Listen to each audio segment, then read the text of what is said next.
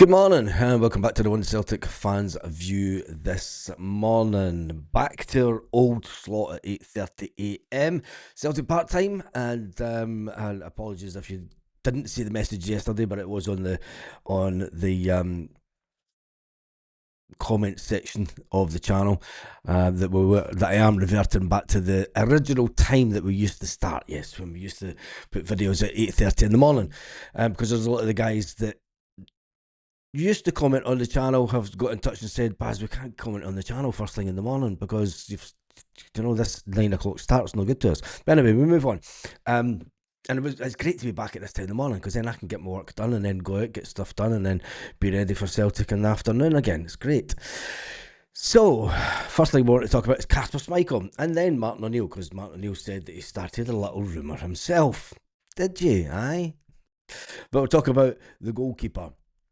Kasper Schmeichel, and it got me looking at a picture that I had in the archive for thumbnails, and this is one picture of Kasper Schmeichel at the cup final in May, where he's looking at Callum McGregor, and he's obviously seen how devastated Callum McGregor is. Callum McGregor was in bits that he was the captain to lose a cup final at Hampden. It's not something that Callum McGregor had been used to over the years. And Kasper Schmeichel was a bit, it's only a cup final, mate. Look on his face. It's just one game. Sometimes you don't win them all. At Celtic, you do win them all. Over the last 10 years, it's been pretty much our cup. And then the other picture is this season. And Kasper Schmeichel has been wearing a size or two bigger than last season. He hasn't been wearing the fitted goalkeeper's shirt of last season, which kind of showed off the limited bit of physique that the keeper had last season. This season, he's decided to go 2 sizes up, I would suggest, and it is shown that is, like Chris Sutton says, is slightly overweight. Yes, is the big keeper. He has made quite a few mistakes for Celtic this season, and there has been calls for him to be dropped. A lot of people have been saying this since last season. When you look at the pictures, I mean, I've still got pictures in the archives of last season of Sinisalo on the games that he had up until the end of the season. And he was in fine form. He was really enjoying his football. And it's just unfortunate that Brendan Rodgers' good old mate was kept in the number one position. I was kind of hoping that, did we really think that Kasper Schmeichel was going to get dropped? Let me see what you're saying in the comment section this morning about Kasper before we jump into what Martin O'Neill's been saying, allegedly. Kasper thought Celtic would be an easy gig for silverware and hero status like Joe Hart, says John. I think that Joe Hart worked his socks off at Celtic, and that is the difference between the two keepers. Joe Hart kept up his physical presence, and his physicality. He was still in the gym. He wanted to be the best version of himself coming into the last years of his career. And fair play to Joe Hart, because Joe Hart was having to play a style of football that under Ange that was completely new to him. Having to learn this brand new style of football in the last 2 years of his career was a big shout on Joe Hart's behalf, and he wasn't comfortable with it. I think he admitted it on various occasions that he wasn't comfortable when playing the ball out for the back. He was an old school keeper that liked to get the ball up the park as quick as he can, but the manager wanted you to play in this certain style, and when it clicked, Joe Hart knew when it clicked it was good. But there was times under Joe Hart when he would pass the ball out to Cameron Carter-Vickers or Carl Starfelt, and you're thinking, Jesus, Joe, what are you doing? But Kasper Schmeichel, when he does it, it usually costs us a goal. So, I'll start Sinisalo for the Dundee United. I feel sorry for Sinisalo. He should be our number one keeper. Kasper's been moving like he's got tie around his waist. Time catches up with everyone eventually. Suppose to leave football before it leaves you. I don't think that football's left Kasper. I just think that he shouldn't be playing at the level that he's at. I mean, I know that he wants to surpass his dad in international caps, and I think he's going to be around about 4 or 5 short come the end of it. I don't think he'll get enough games at this World Cup and to surpass his that. And I think that's the only thing that keeps him going. Do you know, to turn around and say that he was better than the great Peter Schmeichel. And let's face it, Peter Schmeichel won the Champions League and done everything in the game, do you know? So I think that the Suns just got a little bit of jealousy on him. But anyway, in the summer, I'll go for a younger keeper, buying keepers who are in their late 40s, as ran at course, even though he's only 38. But I'm sure Kasper will love the fact that you've rectified yourself, saying 30s, that you've ran a few years onto him. It is, you can understand, get back to buying young keepers like Boric and Foster. Foster didn't want to stay at Celtic. He was given the opportunity to stay at Celtic during the failed 9 in a row campaign. And the fact that Foster pulled the plug on that, Dermot Desmond and Neil Lennon said that was detrimental to a roller coaster year. It was like the first domino effect of that season. You know, they were expecting Fraser Foster to come back to the club. They had the conversations with him. They thought he was going to come back to the club, but the fact that he turned them down at the last minute kind of threw everything up in the air, and we'll know what ended up happening that season anyway.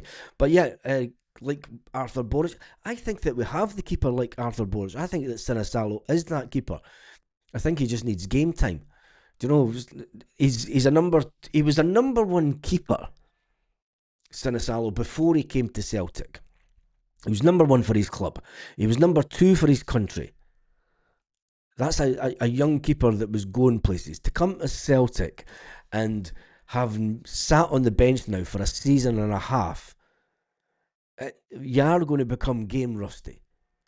You know, he's not played any serious football since the last 6 games of last season when Kasper Schmeichel was out injured. As a goalkeeper, you need that little run of games to get your game sharpness back, your freshness. The 2 goals that were scored against them, could they have done anything with them? I did say there was one of them, there was no way, because it was a curving ball way into the top corner. Don't think anyone would have saved that, even Kasper Schmeichel. It was a great shot. Sometimes you've just got to give the full back, because it was a full back that scored it against them. If it had been Kieran Tierney that scored it, everybody would be raving about it. Nobody would be blaming the goalkeeper. But because it was young Sinisalo that came in, he's not even young anymore. Because it was Sinisalo that came in, people are going, oh, he's no better than Kasper. Sometimes you've just got to have a little nod of the hat to a fantastic strike. The other one, you could say that the 2 defenders, you know, there was all permutations of what went wrong for that goal. When you've got Yang and you've got Tony Ralston, that both completely failed in their duties before the ball even gets aimed at the goal, and for Sinisalo to then miss it. But it is what it is. He's a Teletubby. Tell it as it is. Do you think so? Are we really doing Sinisalo an injustice? I think we're doing Sinisalo an injustice. And then why?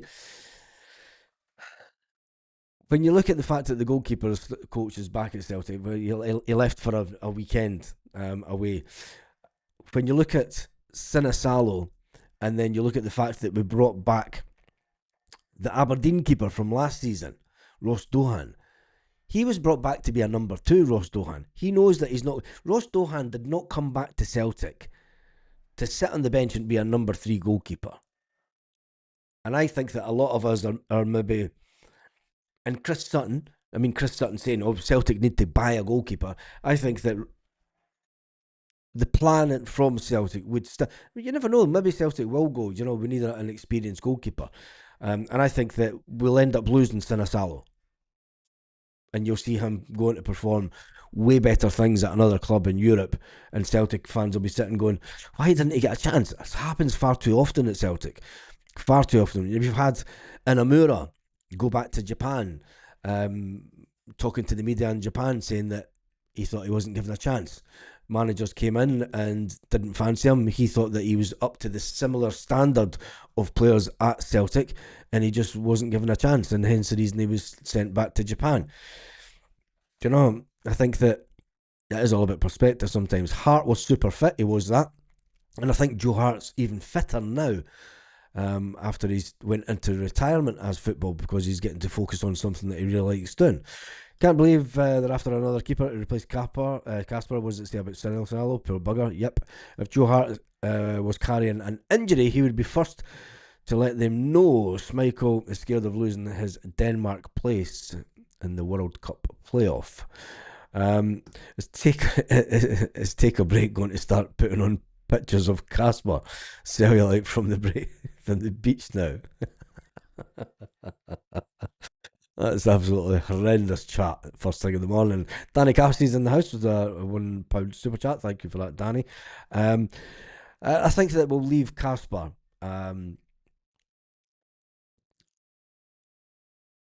Yeah, you know that you're done.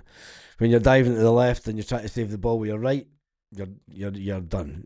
It's true. I mean, we all seen that attempted save. He tries to save it with his right when his left hand would have done the job. It's yeah. Jasper has gone on to become a liability. Right, we're going to quit the Casper. We'll leave it at that this morning because we'll no want him taking a hump with the channel and feeling that there's no love from Celtic fans when there's lots of love for him. Everybody loves the fat boy, don't they? Anyway, let's talk about the manager, Martin O'Neill. As Martin O'Neill's been talking about the fact that he would love a job upstairs at Celtic. Did you? You would love a wee job upstairs, Martin. He says that obviously the talk of Peter Lawwell having left the club, and Martin O'Neill has been suggestions. I put this up before Martin O'Neill came back. I put this up here before Wilfred Nancy came back. I put that up there whilst Brendan Rodgers was still manager. Although he didn't have that tracksuit on, obviously.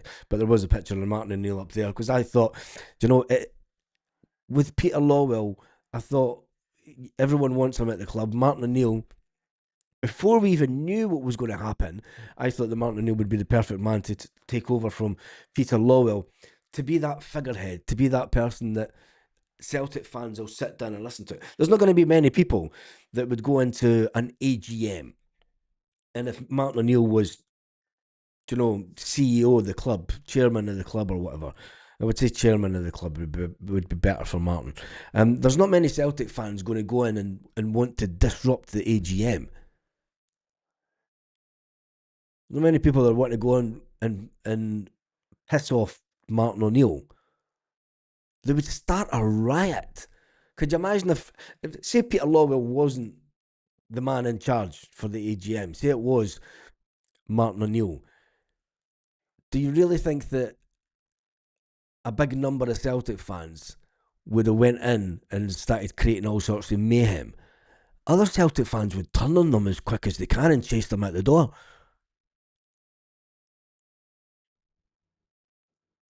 There's nobody, the turn of it would never have happened the way that it did at the AGM. But anyway, a striker O'Neill would love is the Grumpy Greek. That's his kind of someone who's physical, even though the Grumpy Greeks went through more teams than any in his last 3 seasons away from Celtic. I don't think that that's a player that Celtic would go for. Celtic will go for a younger, more nimble player in their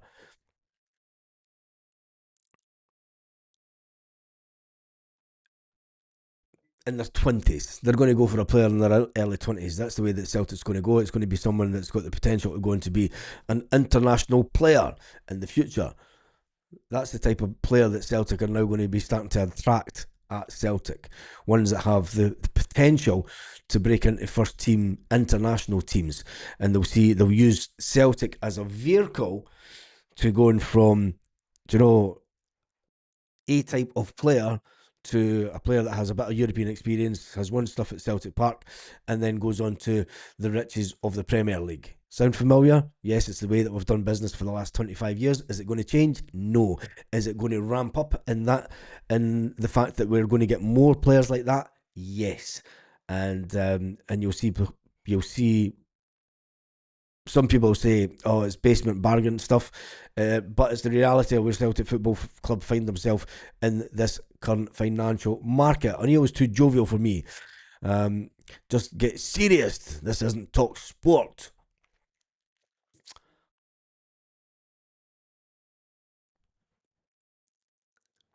We have people that are serious at the club, and people don't like them. The fans don't like them. And I think that Martin O'Neill, being too jovial, being a bit dismissive of the media, and you know, if you want somebody to come in with a shirt, collar, and tie, and sit down, and this is serious. Modern football managers aren't like that. Pep Guardiola, not like that.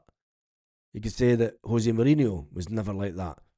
The top managers at the top of their game, gone are the days of people coming in suits. Suits are a bygone era. I mean, even when I had a company car and I was head of sales for a medical company. I stopped wearing a shirt going in. I stopped wearing a tie going into meetings because it's old Tory look, and it's not good in this modern day, I think. But anyway, he just needs to get serious. This isn't talk sport. I think that it is serious, and it's time. I'm good. I'm glad that we've got Martin O'Neill that is a bit dismissive and a bit, I'll pretend I'm an old dottery guy when I'm not really. I've got my finger on the pulse of what's going on at Celtic, because over the past year, we've had a manager that openly lied to the Celtic fans, blatantly lied, or didn't tell us the truth. Maybe didn't lie to us, but maybe didn't tell us the truth. He knew that Kyogo Furuhashi wanted away since March. Fucking now you decide to tell us? When you sell him the very next day after a Champions League game? Yeah, we've known since March. It's fine. No, it's not fine, Brendan.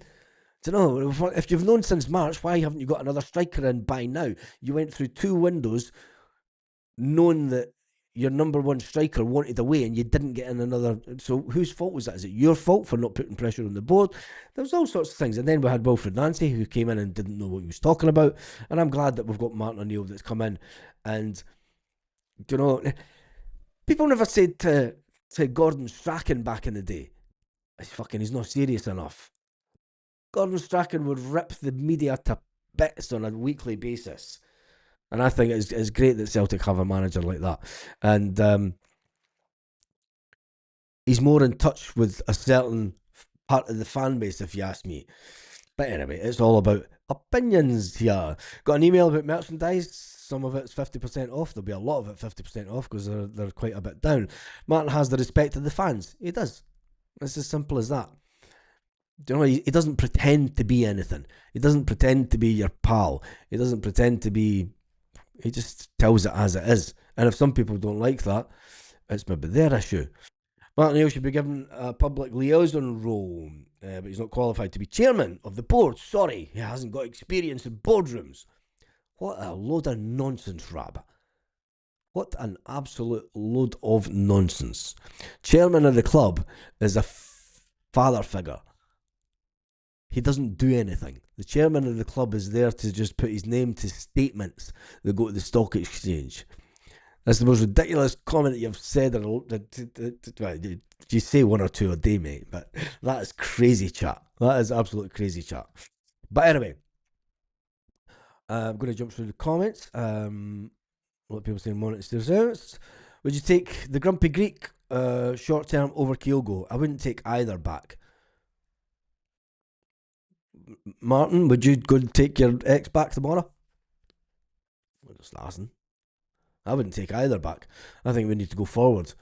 We went back too many times. I know that we went back with Martin O'Neill, but it's a needs must scenario. People in Scottish football. I've seen a thing where the title race is on, and then there's a 73-year-old guy keeping up with these younger, fitter managers. It'll not be that when this 73-year-old manager whips the arse of everyone in the league and wins the Scottish Cup and wins the league title. There's not going to be many fans pissing themselves laughing then, the fact that Celtic have brought in a 73-year-old manager. Oh yes, let's laugh at Celtic. They've brought in a 73-year-old manager. Same 73-year-old manager won Manager of the Month just a few months ago. But if Martin was chairman, it would never have happened out of respect we have for him. Yes, exactly. You think young Osman will turn out good for us? Yes. It's been a difficult season for him. He was turning into what could the potential that Celtic saw in him when he was at his other club. He was obviously brought in to cover the gap that was left by Daniel Cummins leaving Celtic.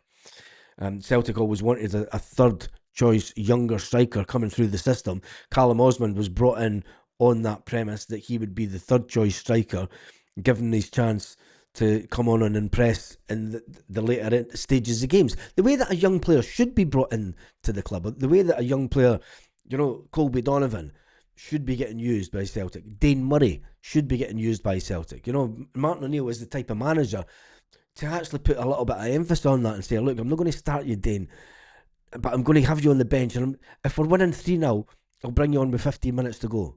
You fine with that? Yes, fine with that, boss. They know that the younger players know that they have to earn the respect of the manager. They have to earn the trust of the players.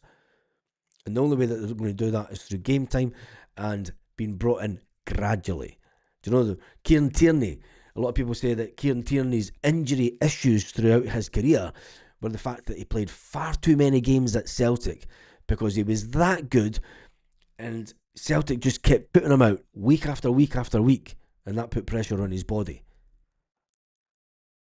And ultimately, big clubs manage players.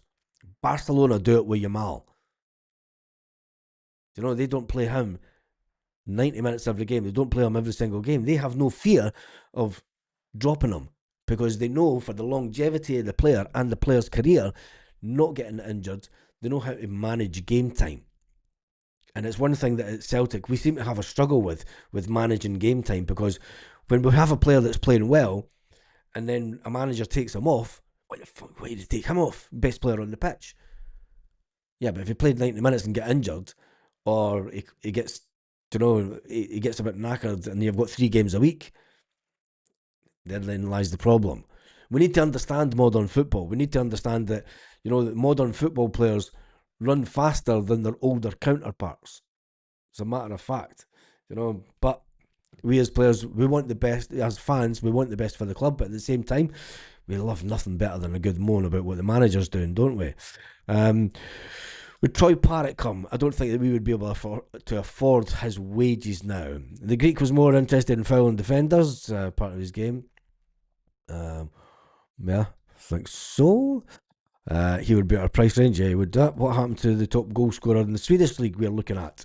No idea, but there is a midfielder that we're looking at that's always also been linked with the Sevconians. He's a 6'3" midfield player. It can also play in defence. It's said that Rangers are looking at the player also, and it's Swedish players don't go to Rangers, do they? I've never seen a Swedish player go to Rangers yet. I wouldn't think that they would go there.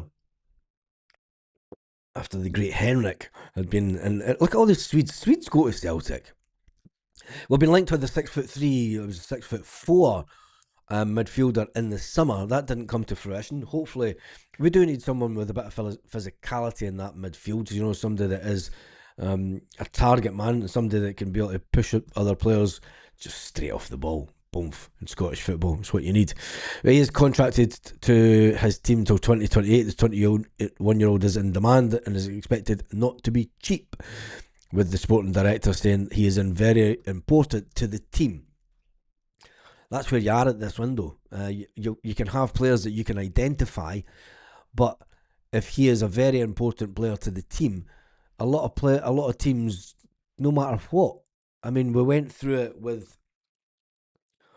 a certain player from that part of the world for years. We were linked with him for God knows how long. Celtic put in bid after bid, and they were rejected because the team didn't want him to leave. And then when he finally leaves, he's not as prolific as what he was at Brøndby. It's one of these things. You can look at a player for as long as you can. We looked at Balak Wisha for 2 years. Sometimes it's better just to identify the player and just go straight for him and just pay whatever it takes. And that's the issue with Celtic. They will not just pay whatever it takes. And people will say, well, they did with Adam Ida, they did with Arne Engels. But anyway, what the fuck, someone not like Martin O'Neill? We've all got opinion, but really? I would take... Oh, he's in with his crazy chat every morning. I haven't even posted that one. But anyway, um, um, because I moved to a different country. That's why. That's why. Simple answer. I'm waiting on the media linking with kids for garden again. What about Lyndon Dinks? Would you ever punt him? People were talking about that. I've only ever seen him play for Scotland. A guy with loads of tattoos. Some folk might like that. I'm not too sure. I don't watch him on a weekly basis. Could he do a job for Celtic? Is this as lowering our expectation levels? Could he be brought in just because of the Scottish contingent? Is he any better? Can he achieve what Lee Griffiths? You're always going to compare a Scottish striker to Lee Griffiths because Super Lee was fantastic for Celtic, and you've got to think, can he achieve even half of what Griffiths did at Celtic? Do you know, Griffiths' goal scoring record was phenomenal for being Scottish. So that's the only way. That's what he's going to be measured against. Unfortunately. Anyway, Rogers was full of Blarney. The Blarney Pilgrims. It's a classic cracker of a band for the past. Anyway, Tony Bloom won't give us Ferguson. We'll just wait and see. Ferguson on loan. Will only end if Roma want Brighton. Don't want him back. I don't think that the Evan Ferguson one would happen either. I'm not too sure about that one. The board are a laughing stock. Well, they're getting rid of people on the board, so we've got rid of one. We'll just need to wait and see. Anyhow, that is your Celtic news this morning. Celtic have been linked with a midfielder, so have Rangers. Chris Sutton says that the Daily Hun is pushing Dykes. Enough said. Well, that is enough said, isn't it? When you look at the fact that Kasper Schmeichel, the cracking picture that I've got of Kasper Schmeichel last season, where he was wearing a shirt that was more closer to his body compared to the shirt that he's wearing this season, and it is a couple of sizes bigger and a bit looser around certain parts of his physique. And yeah, we'll just leave that there. Right, that is me done and dusted for this morning. It is a short one today, only half an hour, I'm afraid.